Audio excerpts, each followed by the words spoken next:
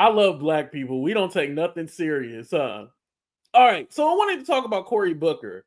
So I know we had congratulated him on doing 25 hours. He passed that racist Strom Thurmond, who held the record for 24 hours. He went 25 hours. So shout out to Cory Booker, right? Everybody was saying it was performative. It was this, is that. Well, yeah, technically everything is performative, but at least he was all like, hey, something is not right. Somebody needs to go out here and fight for the people and try to bring awareness. So again, we didn't watch the whole 25 hours, but you've seen clips on the news. It got media attention, over 1 million views on the video. It probably has more now, but it was trying to bring awareness. Well, there's one part about him wearing a pin. It was a yellow ribbon. And basically that's supposed to signify for the hostages that are still in Gaza. And he does work on some kind of Jewish and Black caucus. It's some kind of, well, it's a caucus basically, and they work together, you know, building that relationship and so forth and so forth. Cory Booker has also been criticized because he takes AIPAC money. He takes money from Israel and all this other stuff. However, I'm not grandstanding on, oh, you have to 100% be behind Gaza in order to be a legit politician. I'm not. All those pro-Palestinian people who was telling you not to vote for Kamala because genocide Kamala and all this other stuff, even though she was not the president. No, F them. I'm not doing that purity test anymore, but I wanted to go ahead and bring you guys some facts. Shout out to Marie for this video. This is from TikTok. Make sure you guys follow her out. And then we're going to talk about Berniesanders afterwards. Cory Booker did not wear that yellow pin for his entire speech. His speech was 25 hours long, and he put it on around the 20-hour mark. I'm grateful that we were founders of the Black Jewish Caucus. And in fact, I keep this Juneteenth Seder coming up. Juneteenth Seder coming up, and I'm gonna put this on as you have it on, as I think about Idon Alexander and all those who are suffering.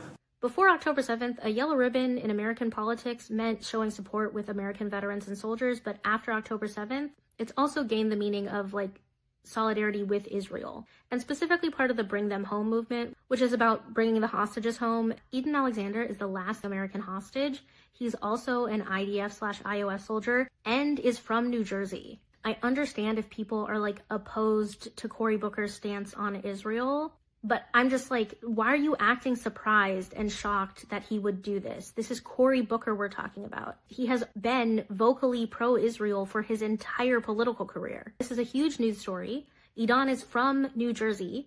Cory Booker represents New Jersey in the Senate. Like, why would he not at least mention this once within his speech? And I haven't gone through the entire 25 hours of Cory Booker's speech. Neither have you. And I'm definitely not going to go through it to find all of the evidence of him being pro-Israel, because it's like... Every day we're hearing news stories of immigrants, some here legally, some awaiting trial, most charged with no crimes, being rounded up, detained, arrested, deported, often just disappeared.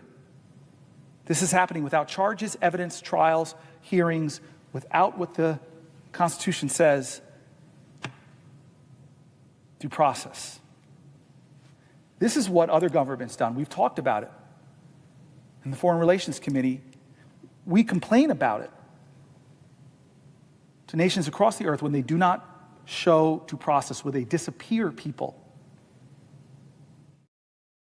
Now, Rose T, I know that you just came in, but I already spoke and gave my statement on what I think about Israel, Palestine. And if you've been following me, you already know how I feel about Israel, aka the whites of Israel. You already know how I feel. That's not being questioned. And like I said, my stance on all of that will never change. However, it's this purity test that everybody has. And again, he wore that pin for one of for one of his constituents in Jersey, who's currently being held in Gaza, one of the hostages. That's why he wore that pin. It wasn't like, oh, I support genocide or anything like that. And that's what people are trying to correlate, like, oh, he's standing up for Israel and doing, no.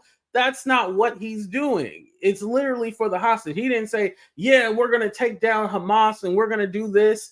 And I wanted to show you that second clip too, that showed you that he was talking about the deportation, but not just, the Hispanics and Latinos, but also people who are here legally, talking about people who have been protesting. And thank you, Dobie, for becoming a member. People who have been protesting, which is in their right to protest, and they're also protected by the law. They're able to protest, but they have been snatched up saying that they're a part of Hamas. So did he say that necessarily like, oh, this is against pro-Palestinian? No, he did not say that, but his message was still there that they were getting snatched up.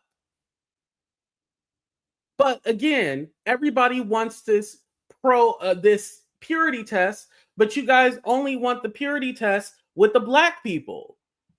You know, y'all, with only the black politicians, y'all want the purity test. And I'm sorry, but so what? He gets AIPAC money. I'm sorry, but are you worried about him getting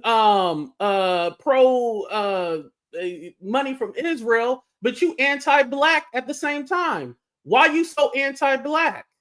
Because let's talk about Bernie can grandstand about how he not for them giving money and all this other stuff. But let's not pretend like now he doesn't get AIPAC money, but he still gets money from big corporations.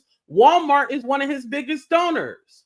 So again, it's a purity test thing. Oh, well, I like this, but I don't like this necessarily. They still one in the same bird. There is no way in hell that you are a federal, you're a part of the government and you're so pure and everything like that. Because I want to show you what Bernie has to say about genocide, because he doesn't even recognize it as a genocide. So let's go ahead and play this, because y'all so anti-black.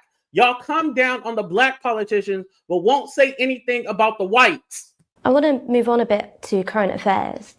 In your view, is what Israel is doing in Gaza a genocide? In my view, it is absolutely disgraceful, horrible, and I'm doing, as a United States Senator, everything I can to end it.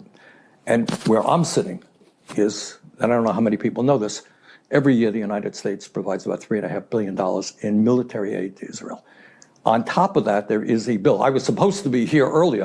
Couldn't come because a bill came up for not just all for Israel, $95 billion, including $14 billion for Israel. And I have led the opposition to that.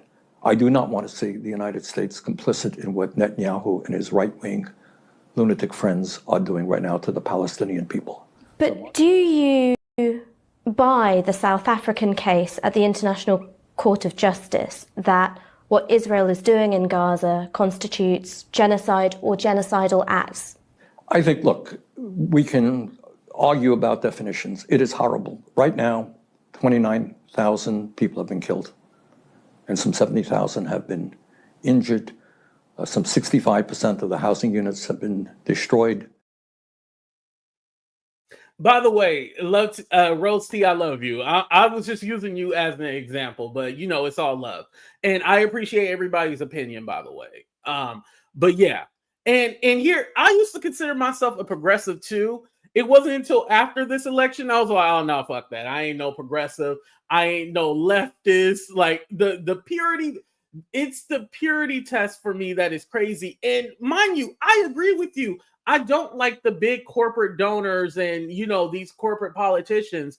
However, I think as of right now, if we don't have the money, I ain't got $1 million to give to a candidate, right? I ain't got $1 million. That's just not something that I can do at this moment. One day I will be a millionaire, but at this moment, I can't do that. So I understand, especially with the other side, they're not going to compete without being able to get that money. They're not, you know? Yes, Rosie, we need to talk offline, definitely.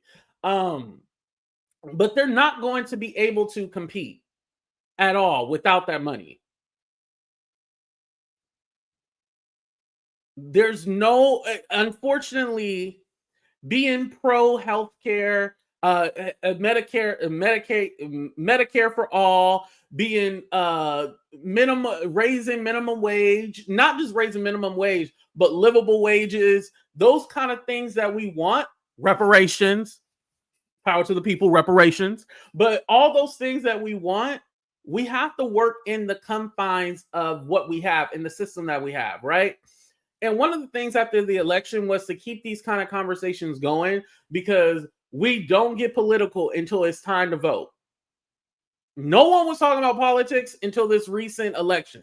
I don't remember anybody talking about it, right? But now everybody is, a political expert. And my thing was like, hey, I'm okay with us having those conversations about having a plan, getting the tangible, we need those tangibles, all that. I am fine with those conversations, but we need to have them earlier on. We can't wait until the election talking about, oh, we're going to hold out our vote until we get 10. No. We need to start already working on that. And then also figuring out how we can get the candidates that we want in. And maybe if we can't get the candidates that we want, at least using and trying to negotiate with the candidates that we have to get what we want. How do we do that? That's what I more want to figure out. I'm more solution-based than to be angry. And I felt like a lot of people just wanted to be angry, but didn't offer any solution. Okay, if we can't vote for this person, what do? Oh, we just sit on the couch. Or no, what we need to do is let the system burn down. Letting the system burn down doesn't work for me. The system is already burning. Like, we got to put a little fire on it. We either got to put, not a little fire, a little water on it. We either got to put water on it or we got to piss on it. But we just can't let the system completely burn down. That's not going to work. I'm not in that place where I can let the system burn down. Now, there's plenty of millionaires and billionaires that can let it burn down, because no matter what, they're going to eat, right? They're going to eat. They're going to be okay. Even if they lose a couple of million here and there, they're going to be okay. But like for me and you, no, we feel the effects of everything, where other people, they don't feel the effects of everything. They might, feel a little hidden here and there. But for example, if one of your favorite artists can't sell out a stadium, okay, they can just move to a smaller venue. Or they can get free tickets and do a tax write-off. They'll be fine. Either way, they will be fine. They'll be okay. But me and you are going to feel it more than the other people are going to feel it. And again, did I think Kamala Harris was the best candidate? No, I didn't think she was like the overall best candidate. But at the time, was she the best for what we needed? Yes, she was definitely the best for what she needed. Was she perfect? No. But like I told you guys, if she runs again, and most likely, I don't think she's running for governor. That's kind of like an insult. Like, you go from VP to a governor, and nah, I don't think she's doing that. Shout out to my godmama Gigi darling. Shout out to you. But definitely, I believe that she's going to run again. So if she ends up losing the primary, then I'll talk my shit and stuff like that. But for now, I don't want no sound bites and then people replaying my clips or anything negative. So that's why I kind of let it go. It's not that I don't have an opinion. I kind of see the bigger picture and I'm all like, okay, let me just kind of wait around. And I do feel like with Democrats and people on the left, I do feel like they need that more or less get in line. And I hate saying it like that, right? The whole get in line thing. Because I feel like we should be able to question and hold our politicians accountable. But I see with the Republicans, they get in line. Do y'all know off the top of your hand, like during the election, were there any Republicans going after Trump? Or did we see anybody say, oh, Trump isn't pure white, we need an ancestry from Trump? We didn't see nothing stupid like that. No one cared about how white Trump was. None of them cared. They're like, get these trans people, get these immigrants up out of here. That's all they cared about. They stuck on message. But they weren't like, Trump, he isn't really white. He might be Italian. He might be the. They didn't care about his name. Listen, he was white enough to them. Actually, he's orange, but he was white enough to them. And they didn't care about, they didn't care about all them convictions that he had. They didn't care about him being an SA'er. They didn't care about none of that. They said it was a government conspiracy and all this other shit. But they did not care about how white he was. They didn't do a purity test how white he is. You know, they did not care. And again, if we want to say mixed people aren't black or whatever, listen, that's your prerogative. That's on you, right? I think there is a conversation that we could have about that, but that had nothing to do with the economy. It had nothing to do with it. That's my point. It had shit to do with that. It had shit to do with it. And instead of focusing on the actual policies, we were worried if the lady was Indian or black, or if she was Irish, or who Candace Owens, who her grandma was. Nigga, what the fuck that had to do with anything? Nothing. It was stupid. So yeah, that was my point, y'all. Did y'all like the show? I know I done cussed y'all out and shit like that, but don't charge it to me. Charge it to my heart. They overplayed the race card and pandered to the blackity black crowd. It failed. She should have went with she was just the better candidate. Well, I don't see, and here's the thing. If you are black of color, is it called pandering? Like, because Trump, mind you, Trump didn't even go to the barbershop. He had Byron Donalds, who cheated on his first black wife, and now with a white woman. You know why? You know, the whole barbershop scene, and he was over the phone, and like that wasn't performing. Like, you know, if we're gonna say Kamala pandered, we gotta say the other one pandered. You know, shit. Do your pandering. Do your big one when it comes to pandering. Like, you know.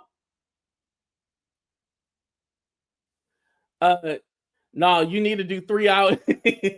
Yeah, you know, I'll be trying to cram so much into an hour show, y'all. Like I said, that's why, like, it's not that I ignore y'all. It's just like I gotta stay on topic because we can go, you know, we can go all the way down the list on things. We can really get deep, but I try to keep it surface level, so then you guys can just get the information. And then, you know, I always come back and then add more, take stuff out, and, you know, flip it and reverse it. But I try to make it digestible so people can get it. Yeah, Jamie, it was embarrassing. Yeah, but anyway, you guys, I gotta go ahead and get prepared. I'm gonna go to the gym, then my vocal lessons, and then yeah, I'll be back. Oh, check out the interview with Aaron. But beforehand, make sure you guys are following She Paints on Facebook.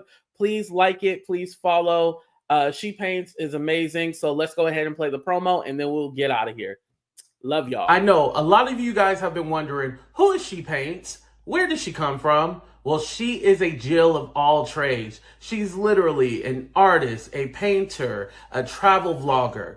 Get to know She Paints on Facebook. She's actually going to Europe. You get to see London, Paris, Amsterdam, the world through her eyes. Have you ever been afraid to travel the world and been like, oh, I don't know how this is? Well, you have your opportunity to see how it is through the eyes of She Paints. Make sure you guys follow her on Facebook right now because you don't want to miss her journey through Europe. You are going to be in